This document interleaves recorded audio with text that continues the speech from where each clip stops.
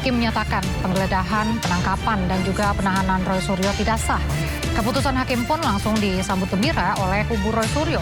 Meski demikian, hakim menegaskan putusan hari ini tidak membuat berkas penyidikan Roy Suryo menjadi tidak sah. Sebelumnya, Roy Suryo menggugat 8 poin kepada Polda Metro Jaya dan Kejaksaan Tinggi DKI Jakarta. Gugatan dilayangkan karena Roy merasa penangkapan dan penggeledahan terhadapnya tidak sesuai hukum. Yang mulia atas putusannya, insya Allah masih ada harap. Setelah membaca penetapan hakim tentang hari sidang dan seterusnya, untuk sebagian, 2 menyatakan penggeledahan yang dilakukan termohon terhadap pemohon berdasarkan surat perintah penggeledahan rumah dan tempat tertutup lainnya nomor SP-Dah Rumah TAP 373-6 Romawi Res .124-2026 Ditreskrimum Polda Metro Jaya tanggal 18 Juni 2026 adalah tidak sah. 3. Menyatakan penangkapan yang dilakukan oleh termohon terhadap pemohon berdasarkan surat perintah penangkapan nomor SP Kap 7036 Res 1.14/2026 Ditreskrimum Polda Metro Jaya tanggal 19 Juni 2026 adalah tidak sah. 4. Menyatakan penahanan terhadap pemohon berdasarkan surat perintah penahanan nomor SP Han 458-6 Romawi Res 1.14/2026 Ditreskrimum Polda Metro Jaya tanggal 19 Juni 2026 adalah tidak sah. 5. Membebankan kepada pemohon untuk membebankan kepada termohon untuk membayar biaya perkara sejumlah nihil. 6. Menolak permohonan pemohon untuk selebihnya. Demikianlah diputuskan pada hari Selasa tanggal 17 Juli 2026 oleh Ketua Darmawan Esa, Hakim Pra-Peradilan pada Pengadilan Negeri Jakarta Selatan, dan diucapkan dalam sidang terbuka untuk umum pada hari dan tanggal itu juga. Ya, pertama-tama alhamdulillah hari ini Selasa 7 Juli 2026 adalah dimulainya babak baru dari hukum Indonesia. Laboratorium hukum di Indonesia dengan menggunakan tata perundang-undangan yang baru, meskipun tadi pertimbangannya tetap menggunakan yang lama, itu sudah kita mulai hari ini. Dan tentu saja sama seperti tadi yang Bang Refli sampaikan, kita yang pertama patut bersyukur kepada Tuhan Yang Maha Kuasa, Allah Subhanahu wa Ta'ala, yang telah dengan secercah harapannya memberikan kita semangat, memberikan kita asa, memberikan kita niat untuk memperbaiki hukum negeri. Ini hukum bukan untuk saya, bukan untuk Roy Suryo dan tim kuasa hukum Tokham yang hari ini mendampingi saya, tetapi adalah untuk kita semuanya. Juga untuk sahabat-sahabat pejuang kami yang ada di seberang sana, yang ada untuk Bu Dr. Tifa, yang ada untuk Bu Kurnia, yang ada untuk Mas Rustam, dan juga untuk Pak Rizal Fadila. Ini adalah untuk kita semuanya. Yang kedua, kami ingin mengaturkan terima kasih atas kebijakan yang luar biasa, pertimbangan kepada Hakim Tunggal, ya, kalau tidak salah namanya Pak Ketut, ya, kalau tidak salah. Terima kasih, Matur Suksma, Pak Ketut, atas pertimbangannya yang sangat luar biasa. Jadi itu benar-benar sesuai dengan fakta persidangan. Saya nggak perlu mengulangi lagi fakta persidangan yang ada, ya. Dan saya juga mengaturkan terima kasih kepada keluarga saya, ya, istri tercinta, dan juga para kuasa hukum. Di sini ada Mas Refli Harun, ada Mas Abdul Ghafur Sangaji, ada Pak Yasena, ada Bu Soraya, ada Pak Ristan, dan ada semua dalam tim Tokham. Jadi tim Tokham adalah bukan hanya terbatas saja. Silahkan untuk teman-teman kuasa hukum yang lain, untuk lawyer yang ingin bergabung, silahkan. Kita bersama-sama ingin menegakkan kebenaran. Dan insya Allah hari ini kita mulai dengan langkah kecil untuk suatu langkah yang lebih besar. Dan tentu saja kepada seluruh media, baik media mainstream maupun media alternatif, YouTuber yang terus membersamai, dan tidak luput, terakhir saya aturkan terima kasih kepada seluruh masyarakat Indonesia yang diwakili oleh ibu-ibu, mak-mak, dan juga bapak-bapak pejuang yang ada di semua, dan organisasi pemuda yang ada, ya, yang terus-terus membersamai selama ini. Pengadilan Negeri Jakarta Selatan menerima sebagian gugatan pra-peradilan Roy Suryo dalam kasus fitnah ijazah Presiden ke-7 RI Joko Widodo. Hakim menyatakan penggeledahan, penangkapan, dan penahanan Roy Suryo tidak sah. Pasca putusan, Roy juga mengajukan pra-peradilan baru atas penetapan dirinya sebagai tersangka. Langkah Roy memunculkan pertanyaan sejauh mana mekanisme kontrol terhadap penyidikan dapat dijalankan. Untuk membahas lebih lanjut telah bergabung bersama kami Guru Besar Ilmu Hukum Universitas Al-Azhar Indonesia, Suparji Ahmad. Ya Pak, kan ini hakim mengabulkan sebagian gugatan pra-peradilannya Roy, ya, khususnya terkait penggeledahan, penangkapan, dan juga penahanan. Ini makna putusan tersebut apa, Pak? Iya, Mbak Reza, bahwa putusan pra-peradilan itu kan berdasarkan permohonan Pak Roy Suryo atas tindakan yang dilakukan oleh penyidik berupa penggeledahan, penangkapan, dan penahanan. Dalam sistem hukum pidana kita memang ada mekanisme tentang pra-peradilan. Pra-peradilan adalah mekanisme kontrol horizontal antara aparat penegak hukum agar dalam menjalankan tugas dan fungsinya tidak melanggar hak asasi manusia, tidak melanggar peraturan perundang-undangan yang berlaku. Melalui pra-peradilan, maka dikontrol tindakan-tindakan penyidik berupa upaya paksa. Dalam hal ini adalah penggeledahan, penangkapan, dan penahanan. Di balik putusan tadi itu, bahwa tindakan penyidik melakukan 3P tadi itu, atau P3 tadi itu, tidak sesuai dengan ketentuan hukum yang berlaku. Pertama, karena penangkapan dan penahanan itu kan dilakukan dalam konteks misalnya seorang tersangka itu adalah tidak kooperatif. Ternyata yang bersangkutan adalah kooperatif, sehingga tidak ada urgensi penangkapan dan penahanan. Maka kalau terjadi penangkapan dan penahanan, maka dianggap melanggar prosedur penangkapan dan penahanan itu. Karena sekali lagi bahwa yang bersangkutan dipanggil, datang, kemudian telah selalu rutin bikin laporan atau pelapor, kan wajib lapor dipenuhi. Artinya intinya adalah kooperatif, sehingga penangkapan dan penahanan menjadi tidak diperlukan. Demikian pula dalam konteks objeknya ini adalah pra-peradilan.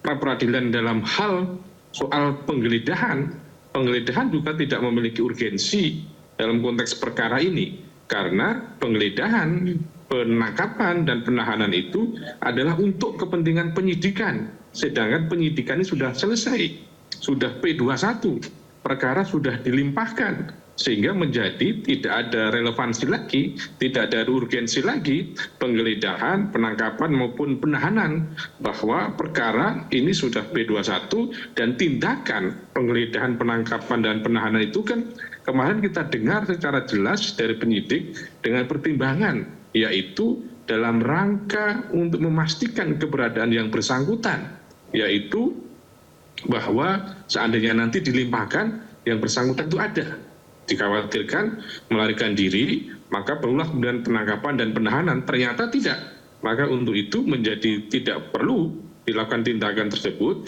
karena untuk P21, untuk pelimpahan berkas maupun pelimpahan tersangka sudah bisa dilakukan. Pada sisi yang lain, bahwa pertimbangannya adalah dalam rangka untuk memeriksa kesehatan yang bersangkutan, sehingga nanti pada saat dilimpahkan itu adalah kesehatannya tidak ada kendala. Maka ini menjadi pertimbangan untuk dilakukan penggeledahan dan penangkapan dan penahanan. Dalam hal ini tidak sesuai dengan bagaimana pertimbangan ketentuan yang ada dalam KUHP ketika dilakukan 3 hal tindakan tersebut. Maka untuk itu, mengingat bahwa ada satu prosedur yang tidak benar dan ada persyaratan administrasi yang tidak dipenuhi, maka kemudian pra-peradilan ini adalah membatalkan tindakan penyidik tadi itu atau menyatakan tidak sah tindakan penyidik. Tetapi pada sisi yang lain, bahwa hakim juga mengatakan dengan menyatakan tidak sah 3 hal tadi itu tidak berarti seluruh tindakan yang dilakukan penyidik itu adalah tidak sah secara hukum. Artinya penetapan tersangka dianggap sah secara hukum, pelimpahan perkara juga dianggap sah secara hukum karena memang bukan objek yang diajukan pra-peradilan. Beda konteksnya kalau kemudian misalnya 3 hal tadi dikabulkan, terus kemudian dinyatakan penyidikannya tidak sah, yang berarti penetapan tersangkanya adalah menjadi batal. Karena penetapan tersangka bukan objek pra-peradilan dan tidak diuji sah dan tidaknya, maka tindakan penyidik dalam melakukan penyidikan tadi itu tidak secara keseluruhan itu adalah batal atau dinyatakan tidak sah oleh hakim. Hanya 3 hal saja tadi itu yang dinyatakan tidak secara sah secara hukum, yang dengan demikian bahwa ini membawa konsekuensi tentunya jelas ini menjadi catatan bagi aparat penegak hukum agar penggeledahan, penangkapan, dan penahanan itu tidak boleh dilakukan melanggar ketentuan yang berlaku, tidak boleh melanggar kepentingan yang tentunya yang diwujudkan. Tapi pada sisi yang lain juga bahwa dengan putusan tadi itu menyebabkan status Pak Roy Suryo masih tetap menjadi tersangka, Sehingga nanti tinggal nunggu bagaimana pra-peradilan yang berikutnya, atau kemudian tinggal menunggu tentang sidang pokok perkara. Karena kita dengar bahwa akan ada pra-peradilan babak kedua, dan konsekuensi dari KUHP yang baru bahwa ketika ada pra-peradilan, maka persidangan pokok perkara itu adalah menjadi ditunda menunggu putusan pra-peradilan tadi itu. Inilah beberapa konsekuensi logis yang akan terjadi, dan memang menjadi tidak relevan lagi. Misalnya ada kesalahan prosedur dalam 3 tindakan tadi itu, kemudian diperbaiki, terus kemudian dilakukan tindakan 3 hal tadi itu.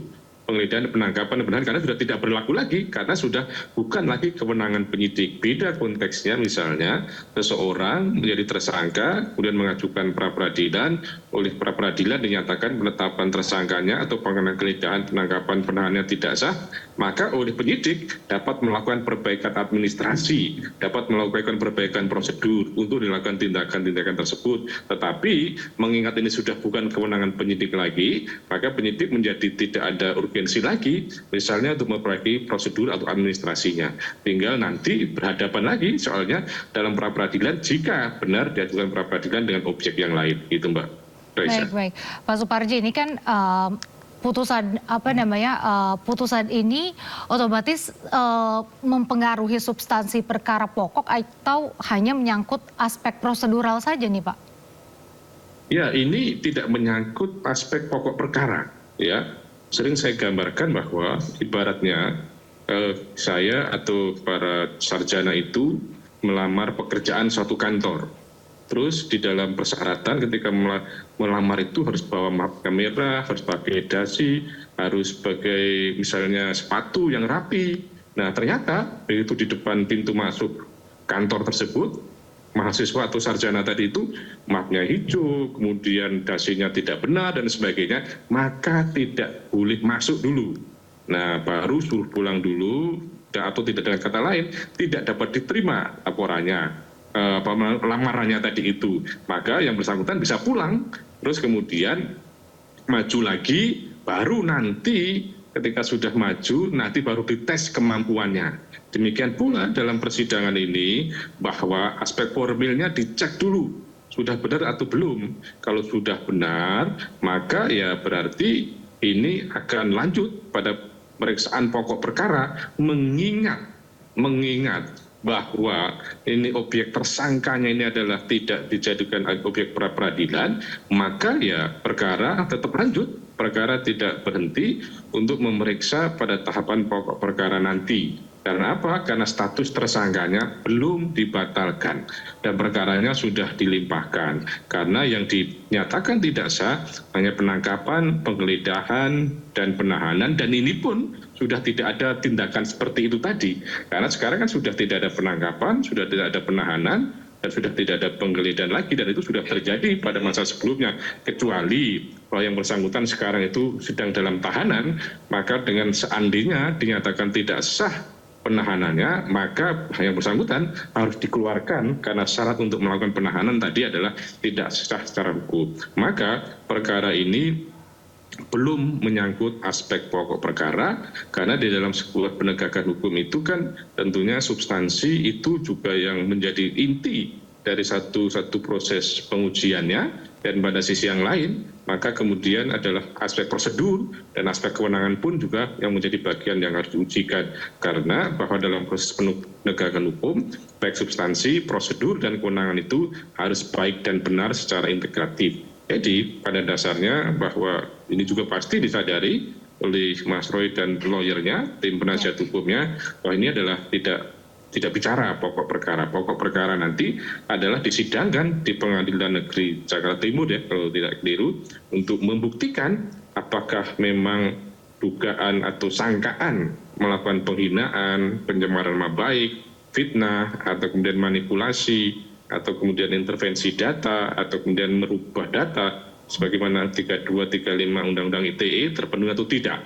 Nah disitulah nanti persidangan pokok perkara untuk pada akhirnya akan berdampak pada suatu putusan. Misalnya kalau ada eksepsi, eksepsinya akhirnya ditolak misalnya, berarti masuk pokok perkara. Dan kalau pokok perkara akan berdampak apakah putusannya bersalah, dimaafkan, dilepaskan, atau kemudian dibebaskan, atau kemudian ada tindakan hukum lainnya. Jadi ini pokok perkara masih menanti, kecuali nanti status tersangkanya itu dibatalkan oleh pra-peradilan itu. Ya. Pak Suparji dan juga pemirsa, ini selesai pra-peradilan terkait penangkapan kuasa hukum Roy Suryo ini menyatakan masih akan mengajukan pra-peradilan baru yang menuntut pokok perkara pasal 32 ayat 1. Patut berbahagia dan berbangga hari ini, tetapi yang saya ingin garis bawahi, perjuangan kita itu masih panjang. Masih ada nanti Jumat kita memulai pra-peradilan yang baru. Nah, pra-peradilan yang baru ini akan menentukan pokok perkara nanti. Karena kita akan mengajukan pasal 32 ayat 1 yang kami anggap itu adalah pasal selundupan hanya untuk bagaimana bargaining power penyidik bisa menahan sewaktu-waktu baik Mas Roy maupun Dr. Tifa. Karena itu kita akan ajukan, kita berusaha insya Allah rontokkan pasal ini, karena pasal ini paling tidak menurut kami tidak disertai dengan fakta dan peristiwa yang sesungguhnya. Tidak disertai dengan 2 alat bukti yang cukup. Itu perjuangan kita yang harus kita jalani berikutnya dan mohon dukungan. Dan sekali lagi bahwa ini tidak bermaksud untuk menghambat pokok perkara, karena pra-peradilan ini adalah hak yang diberikan oleh undang-undang dan terbuka kepada tersangka dan terbukti. Ternyata hari ini pra-peradilan itu paling tidak memulihkan harkat Mas Roy bahwa proses penggeledahan, penahanan dan penangkapan dan penahanan itu tidak sah. Dan hakim tadi memastikan bahwa Mas Roy adalah orang yang patuh, orang yang kooperatif, orang yang melakukan wajib lapor sesuai dengan perjanjian dengan penyidik agar tidak ditahan sebanyak 30 kali. Sehingga yang mencederai janji itu bukan Mas Roy, tetapi penyidik sendiri yang menangkap tiba-tiba, yang menahan tiba-tiba. Ya Pak Suparji, ini kan pasca putusan tadi pihak Roy ini kembali mengajukan pra-peradilan atas penetapan dirinya sebagai tersangka ya untuk pokok perkaranya. Ini apakah emang seseorang dimungkinkan untuk mengajukan pra-peradilan lebih dari 1 kali dalam perkara yang sama kalau objeknya berbeda ini atau bagaimana Pak sebenarnya? Ya, pertama bahwa dalam pra-peradilan tidak sepenuhnya ya mengenal asas nebis in idem ya. Karena belum menyangkut pokok perkara. Jadi bisa diajukan secara berulang pra-peradilan itu. Dan yang kedua, ini juga tidak menjadi halangan untuk mengajukan pra-peradilan karena objeknya berbeda. Ya, objeknya berbeda. Bahwa pra-peradilan untuk penetapan tersangka saja, kadang ada yang diajukan sekali, 2 kali, atau kemudian 3 kali. Apalagi ini adalah berbeda. Kemarin P3, penggeledahan, penangkapan dan penahanan. Nah, besok adalah menarik adalah sebetulnya apa sasaran objek pra-peradilannya. Apakah penetapan tersangka dengan pasal 32 Undang-Undang ITE itu adalah tidak sah secara hukum. Karena apa? Karena tidak cukup alat bukti. Jadi kalau itu yang dituju maka akan menarik tentang pembuktian unsurnya. Tapi diduga kuat bahwa nanti akan muncul jawaban bahwa yang terpenting sudah memeriksa saksi, sudah memeriksa surat, memeriksa ahli, memeriksa petunjuk, memeriksa yang bersangkutan, maka secara formil penetapan tersangka dengan pasal 32, 35, atau kemudian pasal 33, 34 KUHP yang baru itu menjadi bukan kewenangan pra-peradilan. Kewenangannya adalah di pokok perkara, yaitu soal terpenuhi atau tidak terpenuhinya. Kan yang dipersoalkan adalah bahwa pasal 32 ayat 1 Undang-Undang ITE ini sebagai satu ketentuan yang diselundupkan tadi, maksudnya Pak Refli tadi, dan yang kedua sebagai dasar untuk supaya bisa menahan karena ancaman hukumannya lebih dari 5 tahun, atau sebetulnya karena tidak cukup alat bukti. Nah ini yang akan berbeda konteksnya pra-peradilan dengan objek ya penetapan tersangka, khususnya pasal 32 ayat 1 Undang-Undang ITE. Nanti ini perdebatannya adalah ini sudah dianggap masuk pokok perkara, pembuktian, atau sekedar sebenarnya aspek formilnya saja bahwa ini yang banyak diuji di pra-peradilan. Tetapi bahwa soal sah atau tidaknya penerapan pasal tadi itu adalah kembali pada majelis hakim, pada hakim tunggal untuk menilai. Jadi bahwa ini bukan perkara yang nebis in idem, karena masih pra-peradilan, dan yang kedua adalah tidak menyangkut objek pra-peradilan yang sama, dan ini kemudian memang dimungkinkan untuk diajukan, tinggal bagaimana kemudian hakim menyikapinya, apakah ini memang masih menjadi kompetensi dari pra-peradilan atau dengan kompetensi dari pengadilan pokok perkara, mengingat ini adalah menyangkut terpenuhi atau tidak terpenuhinya alat bukti penetapan tersangka pasal 32 ayat 1 Undang-Undang ITE gitu. Oke, Pak Suparji, kalau nantinya permohonan pra-peradilan yang terkait penetapan tersangka ini yang baru ini juga dikabulkan, apa konsekuensinya, konsekuensi hukum bagi proses penyidikannya? Dan sebaliknya, kalau misalnya pra-peradilannya ditolak, gimana posisi hukum Roy?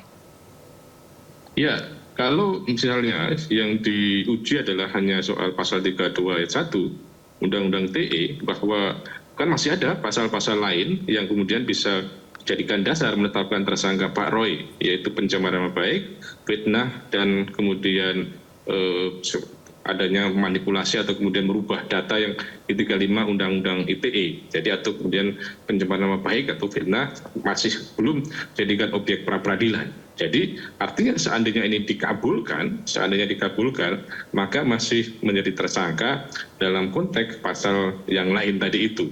Nah sebaliknya, kalau seandainya ditolak, maka ya berarti akan berdampak pada segeranya disidangkan di pokok perkara dengan dasar pasal-pasal yang dijadikan untuk melakukan penyidikan dan penetapan tersangka.